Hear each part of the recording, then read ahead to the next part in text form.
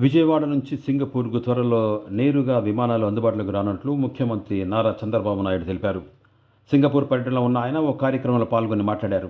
సింగపూర్లో ఆంధ్రప్రదేశ్ జనాభా పెరుగుతున్న నేపథ్యంలో డైరెక్ట్ ఫ్లైట్స్ ఏర్పాటు బాధ్యతను తాను తీసుకున్నట్లు ఆయన పేర్కొన్నారు. విజయవాడతో పాటు తిరుపతి, వైజాగ్ నుంచి విమానాలు ఏర్పాటు చేస్తామని చెప్పారు. ये न्यूज़ को पेश करते हैं Hyderabad home appliances. Direct flights తొందరలోనే విజయవాడకు ఉంటాయి, విశాఖపట్నానికి ఉంటాయి, తిరుపతికి కూడా ఫ్లైట్స్ ఉంటాయి. ఏం అనుమానం అవసరం లేదు. ఎందుకంటే మీరంతా కూడా ఇప్పుడు చూస్తే దగ్గర 50 లక్షల మంది ఇప్పుడు విదేశాల్లో ఉన్నారు. అది 1 కోటి 2 కోట్లు అయ్యే అవకాశం ఉంటుంది.